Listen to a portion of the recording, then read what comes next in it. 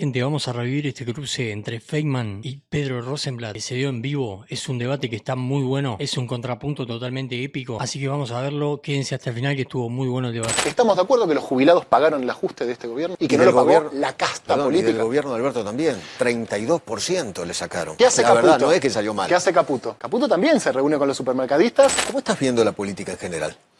Bueno, mal, la verdad que mal. Estoy viendo mal al gobierno y nos estoy viendo mal a los opositores. Pese a las conquistas que el gobierno ostenta y que exhibe, algunas de ellas, digamos, innegables, y me parece que tampoco tiene sentido político negarlas, pero no veo que nosotros, los opositores, principalmente los peronistas, podamos todavía articular una propuesta alternativa. Por ahí es muy pronto, por ahí soy ansioso, por ahí son los tiempos de la política. Y bueno, ellos están aferrados a un número que es la baja de inflación, como el gran dato que tienen ellos para mostrar, el gran gol que metieron en términos de gestión, y después una economía que bueno, para mí no cierra. Pero, ¿Qué rescatarías del gobierno? No sé qué rescataría. Creo que uno no tiene que ser necio y reconocer que efectivamente la inflación bajó. Uno no puede negar eso. Lo que tenemos que discutir es a qué costo y si este programa económico es sustentable o es deseable en el largo plazo.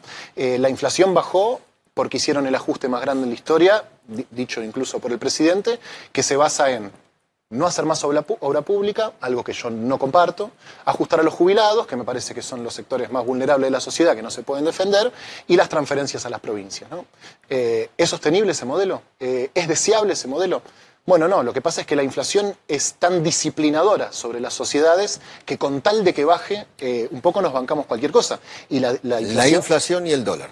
Exactamente. Dólar calmo. Exactamente. Inflación baja. La inflación del 23. Esas son las dos anclas del gobierno. Exactamente. La inflación del 23 fue un descontrol. El gobierno devalúa en diciembre del 23 y un poco empieza a comerse los resultados de esa devaluación. Y mantienen el dólar calmo entre bandas, con esta línea que tienen ellos de que el dólar flota, de que ellos no intervienen, sin embargo suben las tasas, ¿no? Aproximadamente el 80%, intervienen en el mercado de futuros. Y bueno, yo creo que esto a la larga no se sostiene, ¿no? Las cuentas no cierran. En octubre del 24 lo salvaron con el blanqueo, en abril del 25 lo salva el Fondo Monetario, y en un momento esto se corta. Le pasó a todos, Eduardo. No es una expresión de deseo. Ojalá esté equivocado como estuve equivocado tantas veces. Pero me parece que un modelo basado en el ajuste y el endeudamiento tiene patas cortas. ¿Sos de aquellos que quieren que al gobierno le vaya mal? Viste que hay dos, el país está partido en dos, entre aquellos que quieren que le vaya bien y aquellos que quieren que le vaya mal. Mira, ¿Dónde estás vos? Depende del día, Eduardo, no te voy a mentir. Depende del día. Me pasa lo siguiente, yo quiero que a la Argentina le vaya bien y creo que con este gobierno no va a pasar. Ahora, colocarme en el lugar de desear que el gobierno fracase es políticamente un problema, ¿no? Plantear abiertamente, yo quiero que esto salga mal, yo creo que esto sale mal. Quizás estoy equivocado, como estuve tantas veces.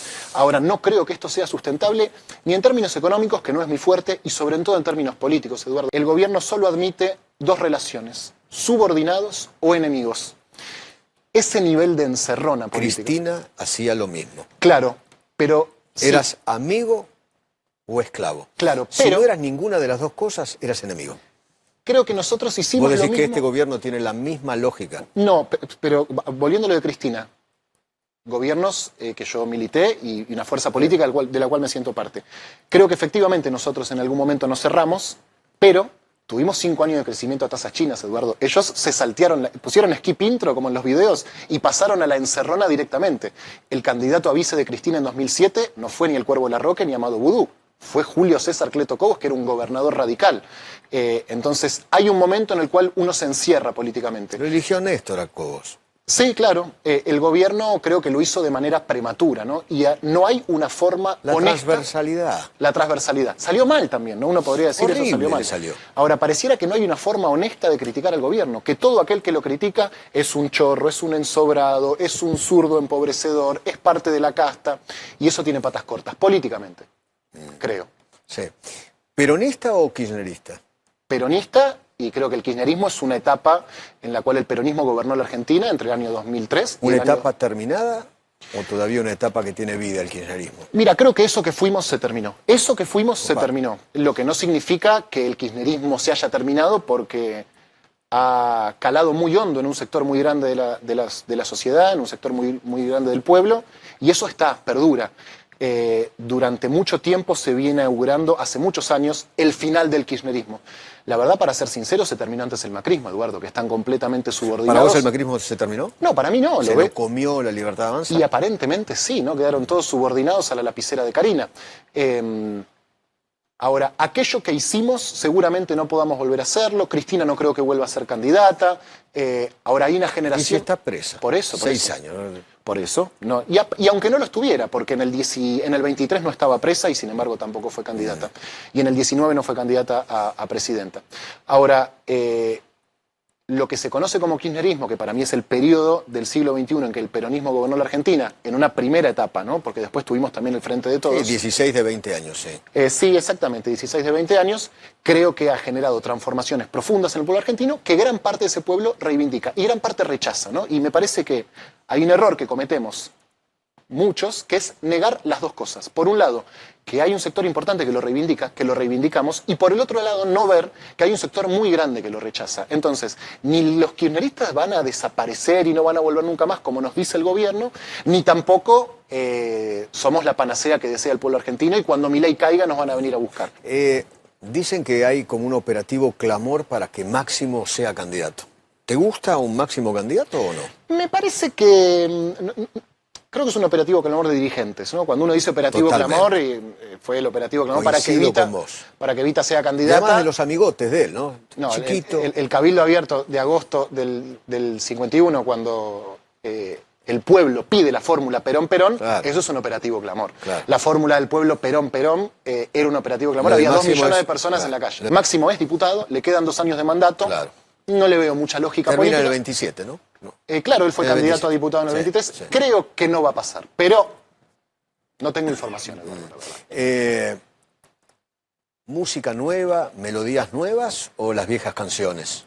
¿Estás del lado de Kicillof o de Cristina y Máximo? Creo que hay que tratar de sortear esa interna, sobre todo porque la discusión no puede ser melódica, ¿no? Tiene que ser programática. Y la diferencia programática quizás existe, yo no la tengo muy clara. Me parece importante que el peronismo discuta un programa, que no nos quedemos simplemente en el rechazo a Milei, sino que nos pongamos de acuerdo en cuáles son los 3 principales problemas que tiene la Argentina y cuáles son, digamos, las propuestas para resolverlo. Eso no es una respuesta individual, creo que demanda ámbitos de discusión política. Y la verdad que no puede ser, digamos, sin nuevas melodías. Entiendo en el contexto en el que lo dijo Kicillof, ¿no? Estaba en un acto con estudiantes, con Ofelia Fernández al lado. Bueno, tratando de decir, quizás necesitamos renovar un poco nuestra narrativa política. ¿Es Kicillof la renovación? Bueno, me parece que Kicillof es ¿Te gustaría un candidato a presidente como él? Yo trato de, después de haberme quemado con leche varias veces, trato de eludir las candidaturas nominales, ¿no? Y decir, bueno, Kicillof candidato. ¿Podría ser un buen candidato? Sí. Lo más importante para nosotros es tener un buen programa de gobierno, porque no nos puede volver a pasar lo que nos pasó con el Frente de Todos en el 19. Pero perdón, lo que le pasó en el 19 es responsabilidad absoluta de Cristina Kirchner. Ella eligió al 1, cosa que nunca ocurre en ninguna parte del mundo. Mira, Eduardo, el 2 elige al 1. Creo que Cristina tiene responsabilidad, como tenemos responsabilidad todos los que ese 18 de mayo dijimos, gran decisión. Yo tengo una responsabilidad mínima porque soy un comunicador. Ahora, los gobernadores, los intendentes, los diputados, la CGT, que reconoció en esa movida una jugada audaz para que Alberto sea candidato, alguna responsabilidad tiene. Sí, la historia hubiera sido distinta si en lugar de subir Cristina un video diciendo le he pedido a Alberto que encabece la fórmula, fuese Alberto el que subió. Pero la verdad, hacer leña del árbol caído, ya está. Eso salió mal. Sí creo que el peronismo tiene que poder asumir que eso salió mal y no pensar que salió mal por Alberto, ¿no? Que es un poco la inercia que veo que estamos teniendo. Corramos a Alberto y seguimos lo mismo, ¿no? Entonces los candidatos son ministros de Alberto, funcionarios de Alberto. Me parece que no nos va a ser posible reconectar con los sectores de la sociedad que nos dejaron de escuchar y que ven en nosotros... Bueno, grandes sectores de la sociedad que dejaron de escuchar son los jóvenes. Ustedes ahí perdieron un capital que tenían con Néstor y con Cristina muy grande, ¿no? La verdad que sí. Y y trato de entenderlos, ¿no? Porque vos me decías, bueno, el kirchnerismo, yo te respondía generacionalmente. Hubo muchas personas que nos sumamos a la política durante esos años. Yo en el 2010 tenía 20. Pienso en tener 20 años hoy, tener 24, que los gobiernos que viste fueron el de Macri y el de Alberto Fernández. No creo que ese pibe de 20, 24, 25 años sea un gorila fascista. No, un tipo que se frustró con otros dos gobiernos. Exactamente.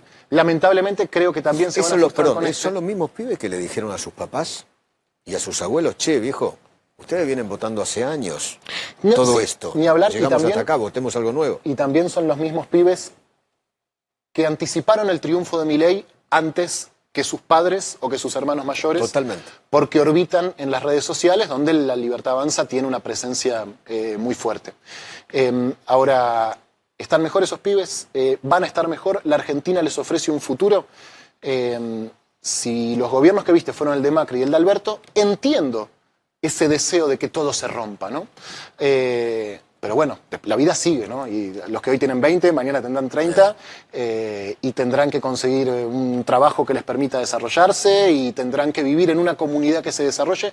Y si eso no sucede, y yo creo que con este programa de gobierno no va a suceder, a la frustración que significó el gobierno de Alberto le va a seguir otra frustración que es la del gobierno de Milei. Dijiste 3 problemas. Tenemos que tener un programa para solucionar 3 problemas. ¿Cuáles son? Bueno, eso creo que hay algo que tiene que discutir el peronismo. Hay un problema claramente macroeconómico. No hay ninguna duda que eso representa un problema en la Argentina. Un problema que nosotros ya sabíamos que teníamos cuando asumimos en el 19, que es el Fondo Monetario, un problema una crisis de deuda que tiene la Argentina. Creo que esa solución demanda de cierta articulación del sistema político, que no es que todos pensemos lo mismo y digamos lo mismo, pero que más o menos nos pongamos de acuerdo en cómo vamos a resolver, porque la Argentina debe una cantidad de plata que hoy no podemos pagar. Otro problema, y esto, insisto, hay que construir ámbitos de discusión, no soy yo.